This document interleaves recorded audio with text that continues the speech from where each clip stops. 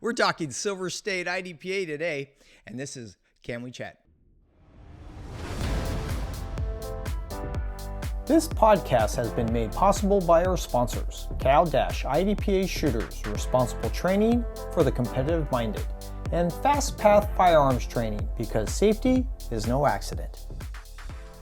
What's going on? My name is Paul G., Chief Safety Officer for the IDPA. This channel will help you clarify IDPA rules, shooting techniques, and inform you of the newest gear and what's going on in the shooting community. If you're new here, consider subscribing. Please welcome back my dear friend, Mr. IDPA, to the podcast.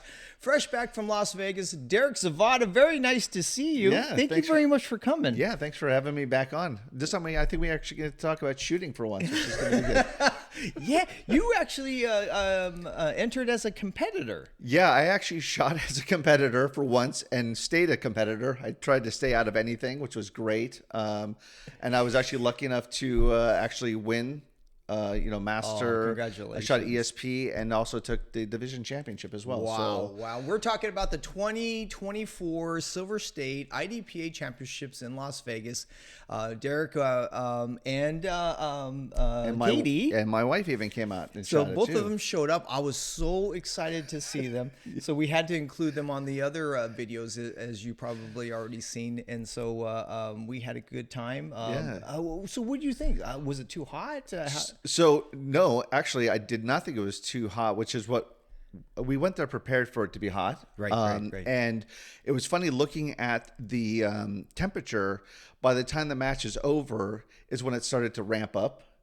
So by the time we were actually done with the prizes and the awards and everything, I think it was like 95, which was, I think, as hot as it got. But at that point, we weren't shooting and stuff. So it was a great, I thought the temperature was great, especially because the match I shot the weekend before was 109. Yeah. So I was like, this is cool.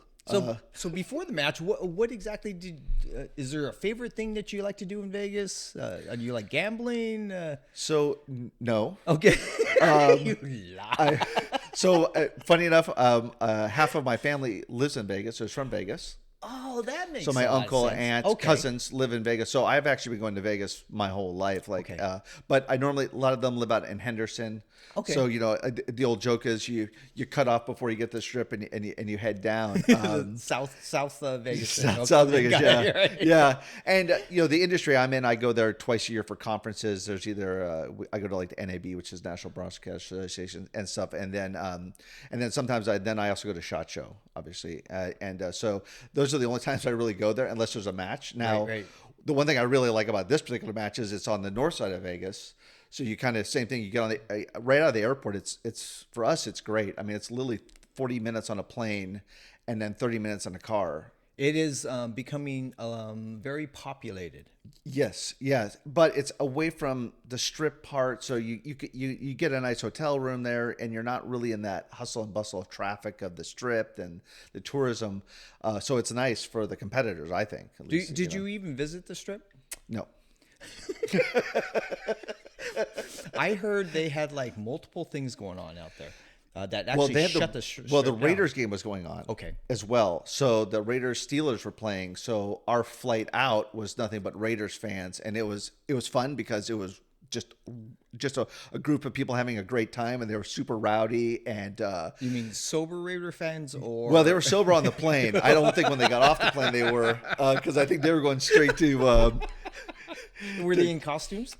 So funny enough, they weren't, but the Southwest people were. No way. And all of the guys on the tarmac, so for our house to Right. there is literally 15 minutes. Right. But all the guys on the tarmac were in costume and handing out candy to all the passengers getting on the flight. So it was super fun. Like we had a great time flying out there because it wasn't crowded. It wasn't. So we had a great time going out there. And then of course you meet up with everybody, and then you have social hour. So we had dinner with a big group of people. Some of them were locals. Some of them were the California group. So where's your favorite place to eat in Vegas? I have a couple of them, but one of my favorite places to go to is like Smith and Lewinsky, which is a big steakhouse there. Of course. Yeah. So that's one of my favorite. It's pricey. Don't kid yourselves, people. But that's but it's not worth down it. by the strip, though. Yes, it's actually on the strip. It is. Yeah, it's actually on the strip. Okay. Yeah, it's I forget where it's at, but it's right on the strip basically. Right there is a great place to go. And then there's a few places in Henderson that I go to just because family's out there, but that's one of the places we go to when you want to spend some money and get a really good steak. The rest of the time you sat by the pool or relaxed or we flew in. We got there. Let's see. We took the 5:00 flight out, so we got to the hotel, dropped our gear off, drove immediately to a restaurant, had dinner with the crew at 7:00, I think, or 7:30. Went back to the hotel, went to bed, got up, shot the match. Unfortunately, one of our other people had to leave early, so they had brought our cart. So then we asked Paul, "Hey, you drove. Would you mind taking our cart back?" But we literally went from that match directly back to the airport, got on a plane, and came home. Okay, so that was going to be my We next had question. zero free time. Where the hell, if you flew in, how the hell did you get a car? Yeah, we had Chris Marnez drove up, and so did John Joy and a few other guys. Right. They drove out, and so we asked Chris, and Chris, because he has a truck, so he's like, "Oh, I don't mind." He had to leave early, so he left before we even saw him, and then we were like looking around, and then I'm like, "Hey, Paul, did you drive?" And Paul was curious enough to be like, "Yeah, I'll take your cart back." What the hell? Which is, I think, the fun part about shooting is a lot of times people will drive, and you can either drive with people, which is always fun. Right. Carpooling with people is always fun. But also then if you have a spare piece of gear or you want to bring extra ammo, sometimes you go, "Hey, would you mind?" Because if you fly, you're limited to like 11 pounds. Well, I think specifically for bullets. Yeah. There's like, well, it's just a weight limit. Yeah. And by the time you put all your stuff in your bag, it's like I think my bag with the bullets literally comes out to like 48 pounds. So my gosh. it's exactly perfect. And it's 2 much pounds lighter. short. It's much lighter coming back. But the Vegas match was I think it was 7 stages. And they did such a good job with the stages. But normally we're used to going to nationals where it's like 14 or something. So we really didn't need that much ammo. So it was like 200 rounds each or something. It was great. So this was just a dress rehearsal, is what I heard. 2025, they are bumping it up to 13 stages, hopefully. Oh, nice. So Good. they are still working with the range, trying to make things safer. Because the berm heights. Right, the yeah, issue. yeah. And so that's why it only validated. Is that why they kind of limited it to 7 stages? Yeah. Oh, yeah. Okay. So there are multiple stages that surround the stages that we were at. Right. Yeah. And so they're just going to make the berms higher. Make the berms taller. Oh, okay. I guess that makes sense. This match actually sold out in like 2.5 hours. Yeah, I literally signed up. I think I signed up. I was actually at work just sitting on the computer. And I went, "Wait, this is open?" And I signed up immediately. And then I was like, "Oh, I don't think." And then Katie was like, "I want to go." I think like 20 minutes, not even 20 minutes later. And I said, "Well, there's tons of spaces." Yeah. And then there was one slot left. And Katie grabbed that last slot. Which actually ended up working out for us because we normally shoot with what we call the California group. Right. And then I saw that Ryan Harris and his son and the guys at one-on-one shooting in Sacramento were coming down. And I've got to work with those guys so much and never get to shoot with them. So we ended up, doing the trade and shooting with their group, which was super fun because they're just great guys. And it was fun to see a guy that puts his crew puts so much work on for the Western. That it was fun to see those guys actually get to just shoot and not have to be involved in SOing, and because they come down and help us SO all the time, and they're just a great group of guys. So it was super fun to see that they're and his son was like this big, and now he's like super tall and when just leaning fast. He's starting to fill into his own, right? Yeah. They actually banned me and Ryan from shooting together because I could see that. A little too much havoc was going on. Yeah. Believe me, I'm surprised they probably won't let us shoot together again because we were a bit rowdy because we're kind of there to have fun. We don't even think about shooting anymore after half the time, right? Like, oh man, I go, Ryan, I think you're up. Yeah, I think that's always the that's why I just learned, like, who am I after? I don't, they read off the list and I'm like, Right, okay, right. who's Doug? And you're like, okay, that's Doug. That's the only person I look for when I see that person sitting in the chair or standing in the box. I'm like, I gotta get my stuff on, So, what do you think about the conditions of the range itself? Is it doable? Do you think we can? I think for sure. I think that the great thing is they had a really good. Obviously some of the locals were very junior, but they were very good. I thought everyone did a great job. Right. And because it's close to LA, we had a big group of people that from LA that came out. Right. You came out. We had a bunch of guys from Prado come out and help SO. Yeah. And you were also the fill-in AC, right? Didn't you fill in as AC? Unfortunately, yeah. So you got a good experience at that, didn't you? That's not very nice. Yeah. It's a different side to sit on because you have to sit on this very neutral side where you want to, as an SO, you're very quick to make calls, but Yes. as that, you have to be a little more like, no, you got to file a protest, you got to go through this whole, and you just want to get involved, and you're like, I got to stand back, I have to be impartial. They put me in a position where now I'm almost an advocate for the shooter. As an SO, you're supposed to be an advocate for the shooter, but this is so much more, right? Yes. You have to see the bigger picture. Yes, you have to look at a lot of factors, and I'm a big fan of, I always call it tie goes to the runner. So anytime there's a really close call, Right. I'm going to lean more towards the shooter. It's just how I both SO and AC, because everyone works very hard to get there, and the SOs worked very hard, and no one. It's hard to hand out PEs. I get it. The safety officers, they study, they experience a lot, and they put their foot down. Yeah. And I get that part, but and you see stuff sometimes where you're like, I don't know, because somebody does something so different. You're like, I'm not sure sometimes as an SO. And there was no shortage of in this match. Yeah, exactly. Yeah, there was, and which is good though. I think that's what makes it fun though. And what I've learned about good SOs is when they see that and they're not sure, they say, I need to check that. Or what did you think that was? And then people can say it and they go, okay, yeah, that does fall under, Right. Because some of us had the stage one, which was the warm up stage, was gun started, downloaded to 4 rounds. 4 and 4, yeah. And you had to shoot 8 shots on the targets. Yes. So some of us drew and just tack loaded. So you did a 3 shot. So we did. Drew automatically the gun, just tack loaded, put the gun up, went up, shot 8 shots. Do you remember your time on that stuff? It was. So I had to shoot it twice. Did that actually work for you? So it worked for me. Really? I'll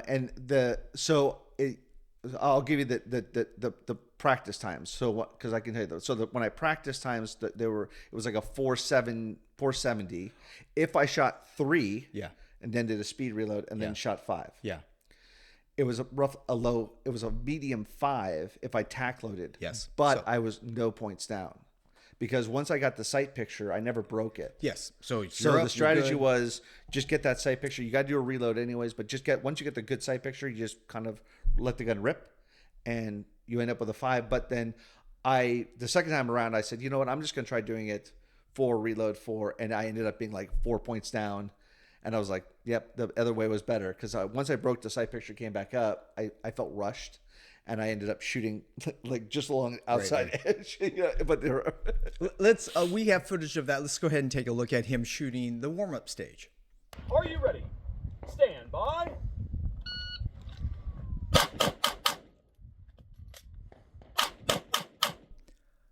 I see what you mean. right. Yes. I see what you mean. Yeah. So it was an interesting exercise. Basically. Right. So, yeah. I had it. I just two double taps, bam, bam, bam, bam, and then I'd go. There was other gentlemen that actually did 3 drops, and go. But I've never thought just do a mag change. Just draw, do a tack load, and go. Because once you have that sight picture, you're not breaking it and then coming back. Because you're fully extending the gun. Right. Then coming back and then fully extending the gun versus a just lot more drawing. sense. Yeah. So. Right. And that's kind of what I always tell people is like, use a timer when you practice. Right. Like, it's one of those good things when you're at the range to go try. Because you don't think about it, but I get a lot of, the stage doesn't have very many options. Well, actually, if you really think about it, You do. Here's a stage with one target standing in one spot, Right. And there's three different ways of shooting to it. shoot. So that's why I always tell people like there is. But what was funny was I was like, oh, it'll be interesting to see how the SOs look at it, because sometimes people think like, well, no, you had to shoot the 4 rounds, Right. But you're like, no, I did a tack load, ammo's on me, and they were like, okay, like didn't even blink. They're like, yeah. And I was like, oh, great. So we caught up with Katie and Derek on Nakatomi Plaza, which is the door. Right, the door right? stage, yes. Yeah, so they started you empty, and you had like 50 million things you needed to do before you start shooting. Stow a lot, then go. Right? Go to your car, get your stuff, come back. Yes. Yeah. I mean, you were extremely busy. Yes, a lot happening there. I spent a little more time stowing magazines than I wanted to. I said to her, what do you clean your gun too? Yeah, there was a lot of time. I felt very. At the end, I was like, I would like to just take one mag and go, but I don't. Yeah, it was one of those things in my mind. It seemed faster, and it wasn't. It is great because if you do watch that video clip, what was really good was it's a compliment to the SOs both doing a good job. You'll see when I first started shooting, I had one soft strike, so I had to rack around out, go, and when I got to the door, I shot 2 instead of 3 because that's at that point now I'm out of ammo. Did a reload, and you can actually see the SO with me put his finger out for a PE shot, walked over, and when I was done, he was like PE, and before he could say PE, the other guy was like, no, he had to rack around out. Yeah. And I go, that's exactly why there's always 2, because that way they can see both sides of what's happening on the gun, and now did that cost me any time? Not really. All the time stowing the mags. Yeah, I would have saved some time. That was a wash. It was a wash. Let's watch Derek shoot Nakatomi Plaza. Stand by.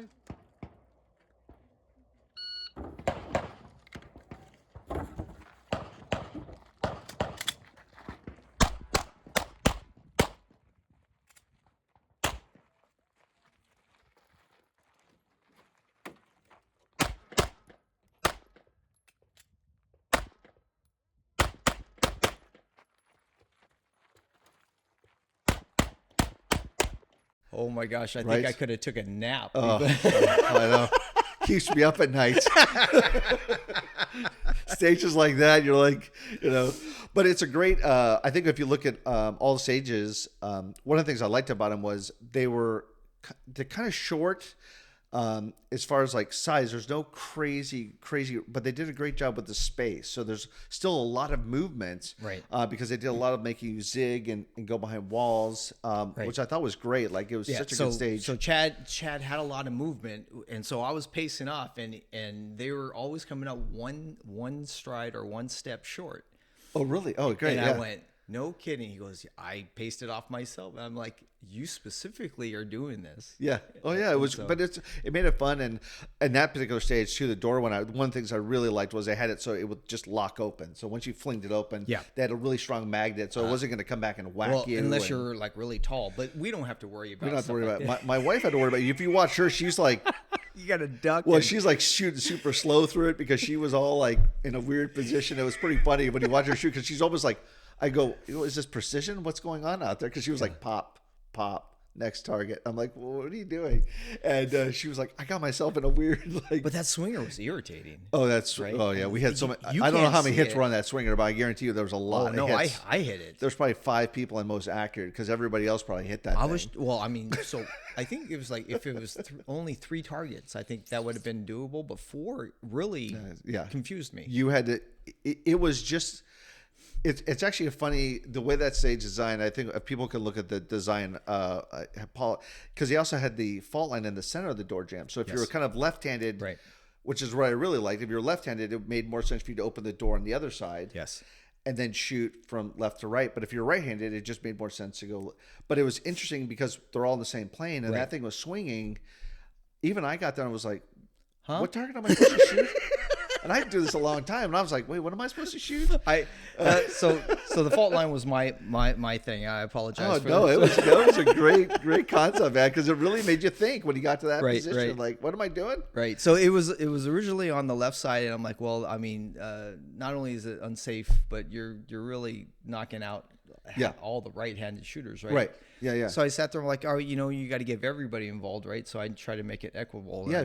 I just put if it you right can in do it, right? And that was a middle of the great door, way of yeah. doing it, Yeah, right? so- Because the doors, I think that was almost maybe if you're left-handed, it would have been a little bit better because then the door was actually out of your way. right. You kind of came and it was out of your way. But I thought it was a great way of like, oh, how do you make this a little more equal? Because we do have a bunch of left-handed shooters, and it really helps them because a lot of times you end up with, and I think this match did too. There was a lot of you could go left or right. Yeah. So it didn't really matter if you're left or right-handed. You were going to be. We had 2 stages where they were really tight, left and right. So it didn't really matter if you were left-handed or right. At some point, 6. you were going to be, and I think a Okay. majority of people opt to shoot just one hand. They just reached around and fired one round, or the 2 rounds. Was there strong-handed another again. way of doing it? I don't. Not without, not without leaning out very, very far. Like, but it's good, right? It makes you.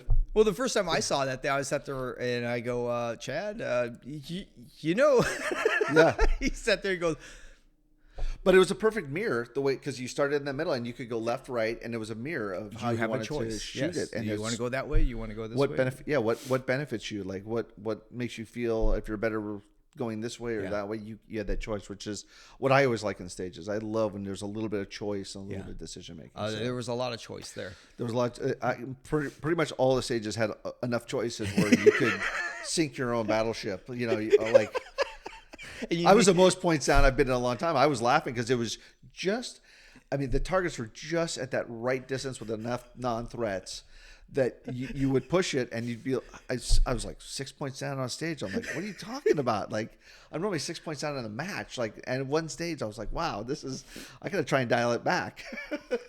So the did you get enough time to go over the stage and walkthroughs? And Yeah. stuff So like that? what was great was we they put them up ahead of time. So we kind of printed them up on the plane. We kind of that makes more kind of sense, made notes on the plane, and then we had plenty of time in the morning. We went there in the morning because they almost gave too much time in the morning, I thought, but I think they were just being courteous to sign up started at like 7, and I think shooting started at like 9. So there was. And, at the hotel was 15 minutes away. So it's like we got up, had breakfast, drove over there, and walked the stages. What I found interesting is a lot of matches you go to, there's at least 3 stages that don't look anything like the drawing. You get there and you're like, and they go, oh, yeah, we had to change it because of blah, blah, blah, whatever. And you're like, oh, I had this great game. Literally everything was to that picture. Yeah. I was like, wow, okay, this is different. That was actually a very strict rule that Chad and I had. Good. We wanted to keep it. I sat there. I wanted to preserve what he had because they were beautiful. Yeah. Oh no, it worked out great because there was no surprises. You went there and you're like, oh, this is great. And then once you could see it, you go, okay, yeah, I'm going to shoot this way or that way. And I think there's a couple of stages where I was like, okay, I'm going to go for it. There was the one where they had the swinger, had the non-threat, and I think 2 targets on it. Yeah. Stage, and that was a good one because you had a choice of shooting the 2 steel that were the activators. Either one activated it. Right. You started basically at the 10-yard line. So after you shot the steel, you could run up 5 more yards and shoot close, and then go left or right, or you could go and shoot. We had a few people shoot, and then run to the left, and then as it slowed down, as they ran back across, they shot. So I thought that was a great also like. Here's some choices. That's a lot of movement. Well, there was a lot of movement. If they chose a lot of, I chose not for the movement. Now it did cost me a hit on non-threat, but I think it still worked out. Did you notice how many movers there were? So there wasn't. I think there was 3 movers that I can think of, or maybe 2. I know 2 off the top of my head. I don't know. What was it? Was 5. it 2? I believe there were 5. Wow. Okay. I can think of only 2. And I sat there and went, are you serious? Well, movers are the ones that can always get you, right? They can Chad's answer to me was in fact that. I like movers. Yeah. And I went, Yeah. What's interesting is they can have. So it was interesting. I think when I was AC one time, Sean Young, who shoots with 101 up at Sacramento yes. with those guys, he's a great stage designer as well. Just yeah. very innovative, loves to make props and interactive things. And so we were doing the Western, and I think it was 14 stages or something, and it came down, and I was reviewing the stages, and there was something like 26 activators and movers. And there's no rule against this. There's nothing about that. And all I sent him back a note saying, there's 5 at nationals. And the thought being, those are always the stages. If something breaks, you got to reset it. Yes. Those are always the things. So the more you add, the more chance you add of that. And even he replied back, oh yeah, good point. And then he dialed it way back. And then he just made up with it with other trickiness because he's really good at stage design. Yeah. So Mechanical props, they're double-edged sword, right? yes, they add the fun, Yes. but they add on the match staff side. Yeah. They add the pain in the neck part. A lot of headaches if they don't work. If they right? if they don't work. And I think we shot before Ryan's group shot as a good example. We shot the Western when it was being run by a different group, not Ryan's group, and they had a stage where they had an activator that was kind of like a split thing where it goes like this, Yes. right? Yep.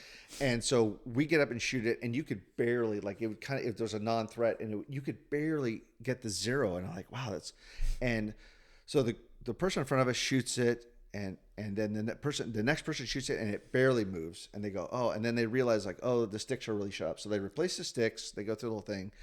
The next person goes, they trip and activate it, and it literally goes like 90 degrees in both directions. Like it dramatic. And we were like, whoa, that's way. That's a and even the SOs were like, oh, wait, that's how it was working for the SO staff. And as the sticks had just gotten shot up through the day, it just got, and they weren't really noticing it. Right.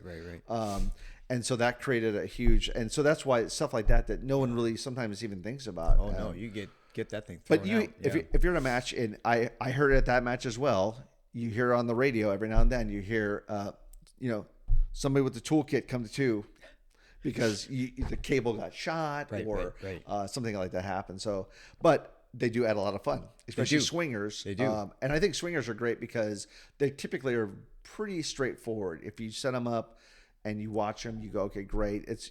You can have other, which was a great stage, but like Sean had one where there was literally like a door, like you press this thing and the door mechanically opened. Yeah.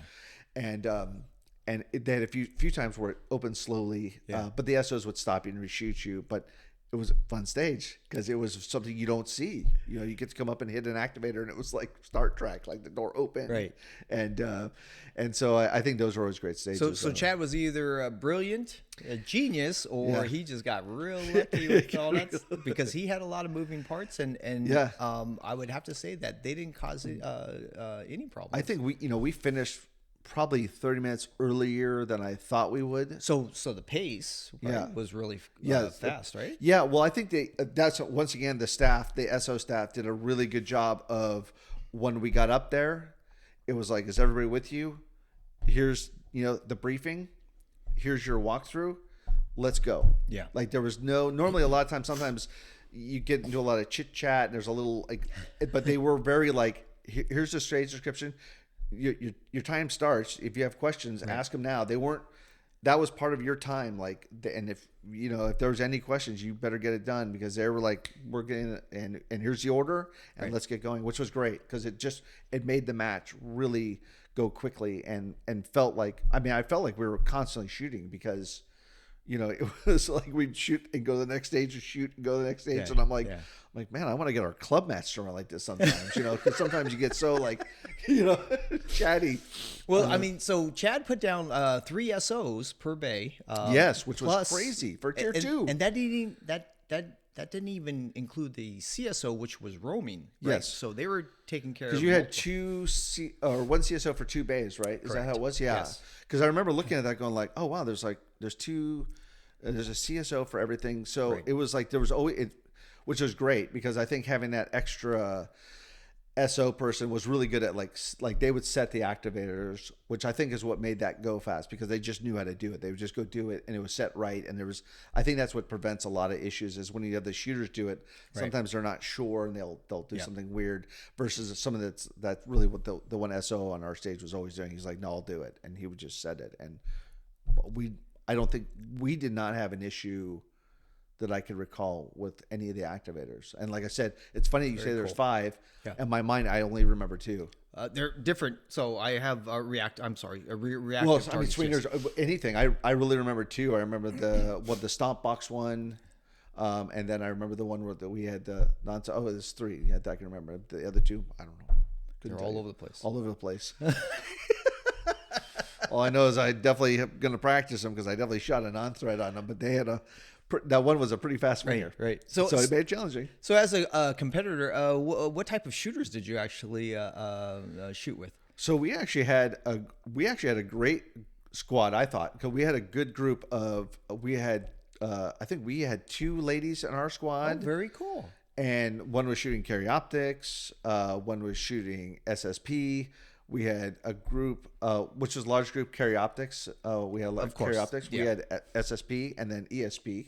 Right. So we had and then we had people that were everything from sharpshooters to masters. Did you notice a lot of appendix carry guys? So I only noticed 2. Okay. At the match that I remember seeing. So the staff, we actually got to shoot with 2. Okay. So we had 2 in our squad. So and they're advanced guys. So. It's becoming more and more popular, as far as I see. Like at our club, we have at our 1800 club we have it now. There are some clubs that don't permit it, right.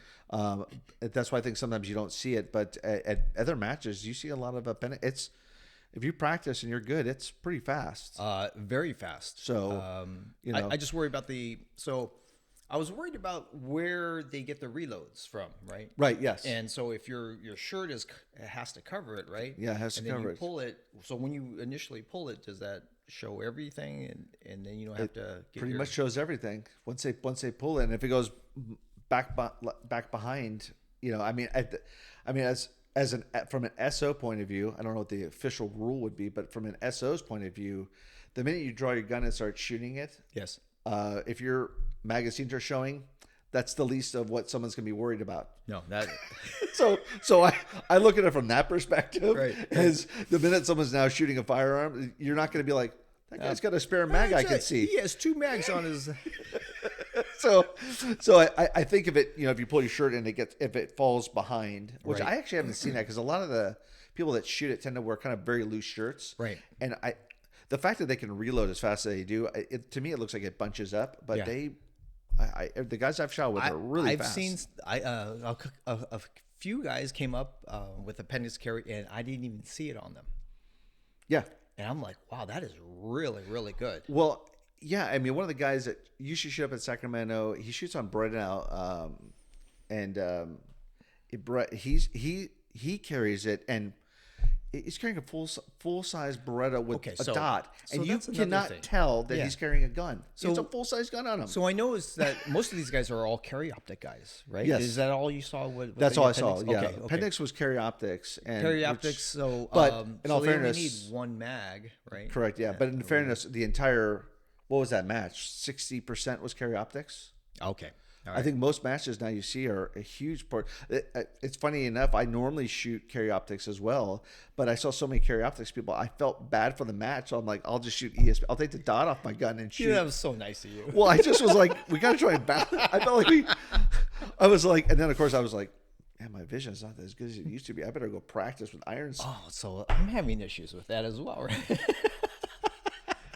Yeah, I mean, I don't know how many people do it. There's the trick that I do is depending upon if I have time in the morning, normally because I put one contact in just my dominant eye for the sights, and then my other vision is for the far target. So I only correct for the close, and my shooting glasses are the same way. So if I don't have time, my shooting glasses have corrective in my dominant eye for just sights, and then my distance eye covers the distance. Now, it's great for shooting. If you're going to do it in shooting, practice it. Because when you first do it, it's disorientating. Oh, yeah. Like you will sick. feel like you're, so don't go to the match that morning and be like, I'm gonna drop in my contact, and you're gonna end up tripping yourself in the stage, and people are gonna be like, "Are you drinking?" Because you're like running like a sailor through that, Right. But after you do it and you get used to it, it puts your vision back to That's funny. So when my eyes, I see far one and I see Yes. close. So mine's only like 24 inches, right? So that's where it's mostly focused. Yeah. And the other one is far. right. So when I read like menus and stuff like that, right, I have to. It's 24 inches. You're, well, for so our ophthalmologist is great because I brought in a blue gun. And so I could hold That's it, right. and so he measured based on that distance from my arms to make this lens. My contacts are literally for shooting; they have nothing to do with my day-to-day job. Like they are for competitive shooting. So Derek takes these things to a whole different yeah, level. yeah. Let's go to the doctor's office. This goes with to a blue 11. gun. This goes to 11. Yeah. So which Excuse is me, sir. What the hell are and you doing? do you want to check with them before you do that? Safety tip. Always give them a Don't heads be up. like, Yeah, see right. this? Now, that's actually why I switched to carry optics for a while, because then I didn't have to wear it because the dot's fine and it's all great. It's all great. But I was kind of laughing when I leave that match. I just literally was like, I feel bad. There's like nobody shooting like regular guns. Everyone's shooting carry optics, and That's too funny. and so I switched over. And I guess the only question I had was, did they allow PCC? Because nobody shot PCC at that match. So that or bug, right? So or bug, yeah. So But it's was it permitted or not? No, 'Cause I know you don't sometimes they have not at a Right, tier no, two, tier two it's optional, you have right? the optional. Okay, I didn't know that. Tier 3 now you have to open it up to one or the other. One or the other, right? Yeah. And then you get into the bigger stuff. Okay, yeah, I wasn't sure, but I knew at tier 2s they had the choice, and I didn't see any, and Wait, so I didn't know. So you wanted to shoot those stages with a PCC? No. But I was shocked because we do see a lot of PCC guys, and I was like, That and would they be- would have had a hard time actually. Dude, at that would be stage. horrid. That would have been a hard match for a PCC shooter. That's why I was hoping to see one. So did you see how many plaques they had for everything? Well, I have awards to and say stuff? for a tier 2 match, they not only had a lot of not only did they have a lot of plaques, they had awesome prizes. But the best part was between the prizes and the plaques being handed out was 20 minutes. Like they were also very like, they knew how they were going to call out the plaques in the order, and they just started calling names out. They do the little thing. Let's take a quick break. It was all, random, here's your number, next person. And that was the part where I was like, this is one of the fastest awards prize things I've ever gone through, because usually they just go on and you're like, oh, I just want to get on the plane and go home, And we were afraid like, oh, we're going to miss our flight. We're like, man, we have so much time. We should stop for lunch. And Well, I mean, how long should it take to hand out awards? it should go that way. But I'm telling you, every major match I go to, it doesn't. There's always a lot of, I don't know what happens. There's always a lot of just discussion and people want to do a lot of stuff. And I would probably say 50% of the matches I go to, people don't even know the order, even though it's in practice score. They're not sure of the order, and they're calling people's names out wrong. And, some guy walks up and goes, I was shooting carry optics. And, you were? Oh yeah, sorry. Right. We'll call you next. And you're like, no, the guy's up there, just give him the award. And Right. And that's one of the things that they did, because normally like because I won also this thing, the other award, they just gave both at the same time. Yeah. They were like, instead of class. so the and class division. and division. So they were just like, okay, you won master, ESP, and you're also the division champion. So they're like, here's both. Yeah, don't go back, come back here. Yeah, here we go. they just did both, That'd be a little which bit is a more- way to do it, Yeah, because yeah, people, sure, there's always going to be, every class is going to have a division champion, and then but just they had the order down, so it's like when you watched it, it just went very Right, and it was super smooth. It was like as people were going up, they'd take their photo, the next person was coming up, and I don't know if that was also because the shooters were listening, because maybe they just had it set up in such a way that everybody I could mean, pay it was attention. very, close, right? I mean, it's very intimate, right? Yeah. So Which was good, because normally sometimes it's spread out, and besides it's, that, it was hot. Yeah, I was think a a lot little of it was starting to get warm, so I think a lot of people wanted to also be like, hey, let's let's let's expedite go this and expedite it, because at that point the SOs still have to tear down. Yeah, right. And but it was great because they had tons of like water and Cokes and stuff like everywhere. Yeah. Which I thought was that's another great touch. That you don't expect at I don't expect that at a tier 2. I expect plaques. To be honest with you, Right. I just expect a plaque and everyone to really kind of crack down the rules. Nope, they had 3 SOs per bay. They had tons of I don't know how many Hollow Suns they gave out, and they had really stuff that everyone wanted. They had 500 packs of loaded ammo. Right, yeah. There was a lot of really good. So I had my eye on. So Pepsi provided 2 coolers. The coolers. Oh my God! Everybody actually. I had my eye on that cooler from hour 1, right? And I won a Hollow Sun. Yeah. Right. And you're trying to barter that for a cooler that's Which I half did. the price. Yeah. That's half the price. Yeah. Yeah. I wanted a cooler. Yeah. We won $1,000 in tires. So the next match, I'm going to drive out to get my tires done. $1,000. Somebody donated $1,000 in tires. Congratulations. Yeah. And Katie's like, what are you going to do? I go, we're going to drive to the next match, because by the time the next match comes up, I go, I'll drive out and get the tires done. So Taurus put up. I saw that. Yes. Few guns. Few right? guns. So they did that. Hollow Sun was there. Yeah. Red Hill Tactical. One of our very own Brass Brigade. Brass Brigade was there as well. Jason, right? Yeah. Jason provided some of his cutlery, right? His knives. His knives, yeah, I saw. Which was, it's always funny with the things that shooters go after, because that was the other thing. And you think everyone wants the Hollow Suns, but people are like, it's funny. I mean, hopefully you have a picture of the cooler you can show people. It was just this cool old style Pepsi cooler, and it was like everybody was like, I don't know what it is. I want that. And Jason won it, right? Yeah. And so I go, I have a Hollow Sun, right? And then John Joy. Because what a great trade up. You're like, he wait. goes, he just looked at me and went, what? And then John goes, you know how much that optic is, right? He goes, it's probably like 3 times more than the cooler, right? Yeah. And so Jason was actually thinking about it. He goes, because he wanted the cooler too. I know. That's one of the funny things, because you're like, I have or you don't shoot carry optics, but you're like, I really want the cooler. It was, which is always the fun part. I think that would be one of the fun things we should film is the horse trading that sometimes goes on behind the scenes because people were like win something like, well, I really want that. And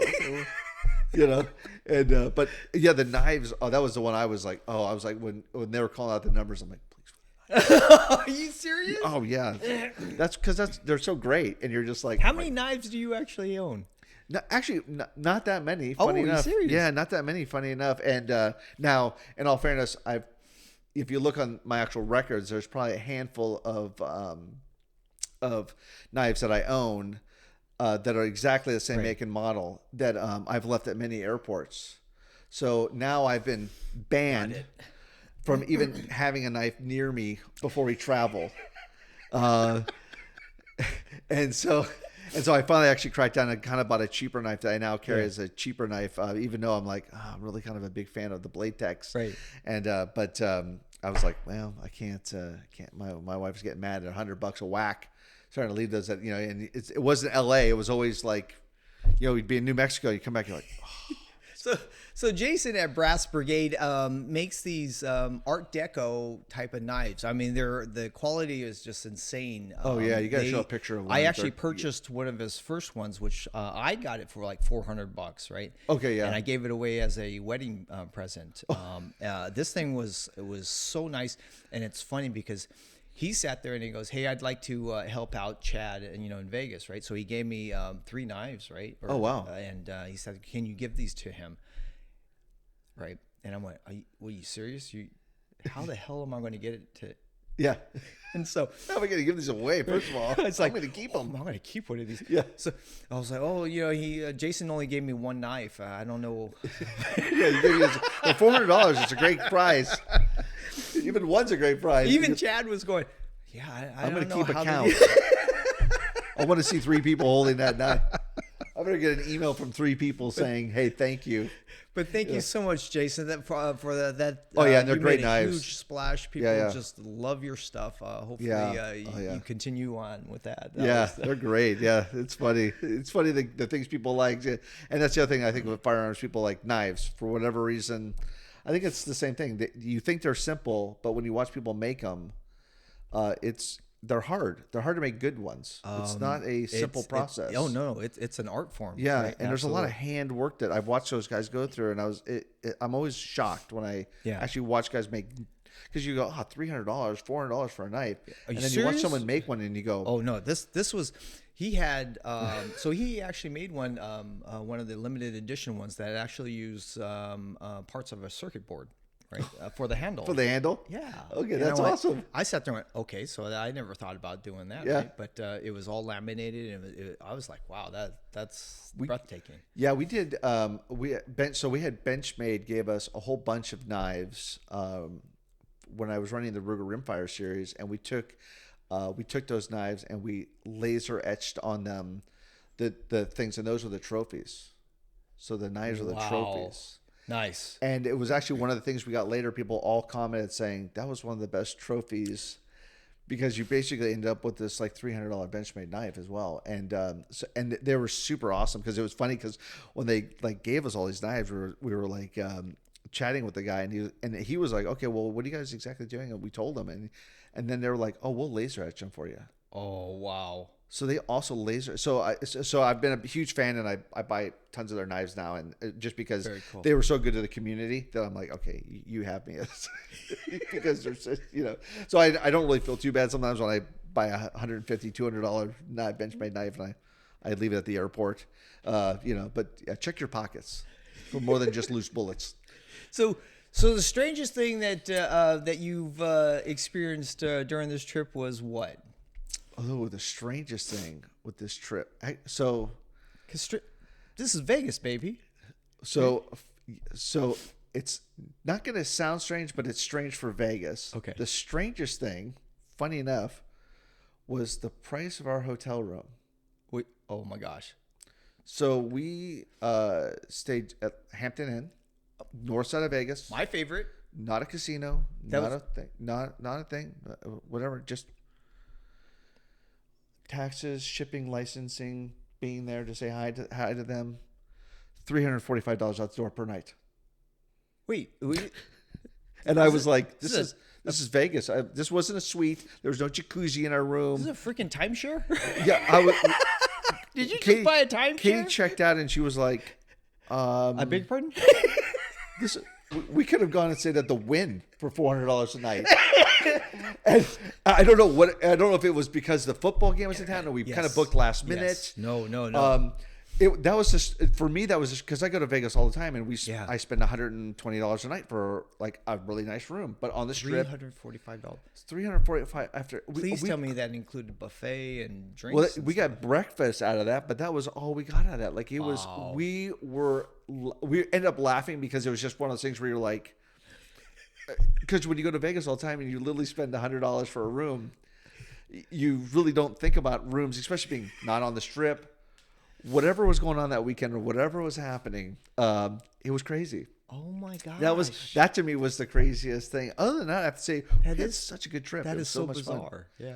Yeah, we had a great time. It was just, and I think next time we're going to plan. We definitely did the run and gun. Next time we're going to plan to go out earlier. Okay. Because it's always more fun too. Like I said, especially because a lot of our friends like you and our Viking all like to help SO and stuff. So you guys always go out like way ahead of time. And we never get to really have dinner or lunch with you No. guys. So I was telling that to Kenny, I go, man, I said, there's no way Paul and those guys are going to want to eat dinner. Those guys are probably in bed. It's 7:00 at night. Those guys are probably sleeping. Well, we were. They got to get up early. They've been in the sun all day. Well, we were 35 minutes away. We were in Henderson, south. Oh, so you guys are on the we other were- side. Oh, yeah, you so guys we had a house, and we invited people, and we're like, oh man, we're sorry, but this is where we're at. Yeah. Right, but I mean, it was a huge house. But it's a nice place to stay in Vegas. So. Oh, they had axe throwing in the backyard, right? So we were sitting there like, wow, that's right. Did you bizarre. notice that no gambling? There's no gambling in Henderson. Actually, come to that think of it, fascinating? I didn't see There's any of no that stuff. gambling in. So that town was formed to build the dam, and it was all controlled by the federal government. Okay. So they made an exemption to have no gambling because it was all, and it just has stayed ever since. So there's no, when you go there, it's kind of like being in your normal suburbia area. A lot town. like Arizona.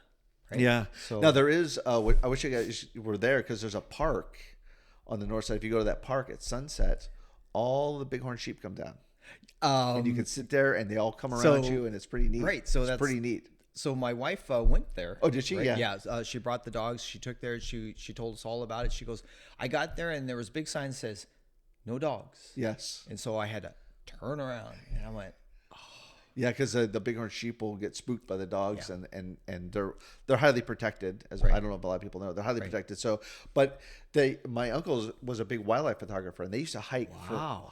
They would hike 50 miles into the desert to get photos of those guys, and then every now and then that park, they would have one or two come down, and now that park every day at sunset you can go out there and they just come down, a big herd of them, and it's just neat. oh. They just come down and graze and get water, and then they go back out in the desert. And it's just really, they're just neat. They're neat animals, and they're neat to see that Very close cool. to people. Very And cool. yeah, it's cool. I think I should have took a Yeah, the next- time well, to- next time to you're- take a look at well, that stuff. next year. I didn't even know. Next year. A little bit more organized. We need to move. Next year. So your final thoughts on the match? What do you actually think of I think how things went?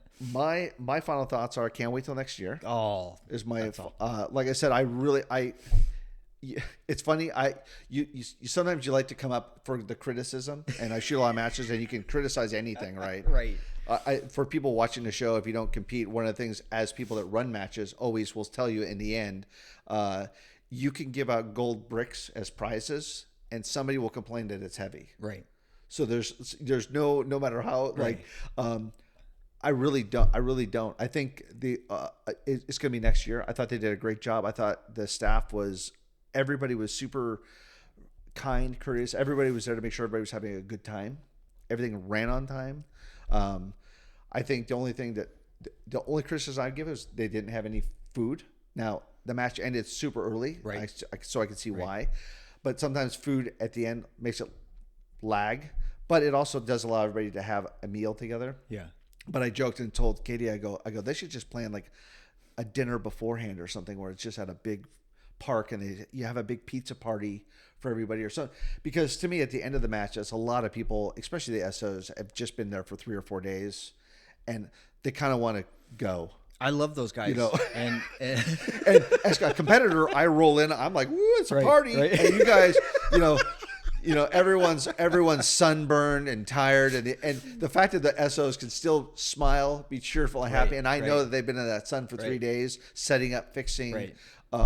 You sacrifice your match because there's no way you have a good match in SO. It's just it's the unfortunate trade-off, right? Because you're so worried about, like, is this going to work? Is that not going to work? Right. Is this right? Is it too much of a lean? Whatever. I mean, if I was to give criticism, that would be it. There was tons of water. I went to the store the night before and grabbed a sandwich, threw it in my cooler. call it a day. At the end, when they're giving the awards out, I was like, open that up, ate my sandwich. I'm like, I'm fine. Yeah. And I think that's just because it's a good excuse to hang out and chat. But, in Vegas, depending upon the time of year when they can shoot the match, I think this was a good time for them. I just thought the weather was great. I hope that they can bring it back, and I hope that they can really have a tier 3 and work their way to tier 4, because I think it would be a great place to have a tier 4. I agree. And I hope that they keep going because, I think when I was AC is when that club rebooted. So me and Kitty went out there for the weekend to help SO train and then help put on the first match. And it's awesome to kind of see that now it's like, oh, they've gotten up to a tier 2. And now they're talking about tier 3, so we're just excited, to see that happen. Oh, I appreciate. Because I thought they did a good job, and his whole staff, I thought did a good job. Well, straight from Derek's own Horse's personal mouth. thoughts there. I think you're going to see him next year. So a special shout out to our channel membership. This is your support. Busy at work. Please consider being a part of our shooting community, building relationships around safe gun practice and IDPA competition. My name is Paul G, and this is Derek Savada. Please be safe, and we shall see you on the range. Like, share, subscribe. Maybe I'll get a raise. Yeah, you get a raise. I should collect 50% of this for being right. Yeah.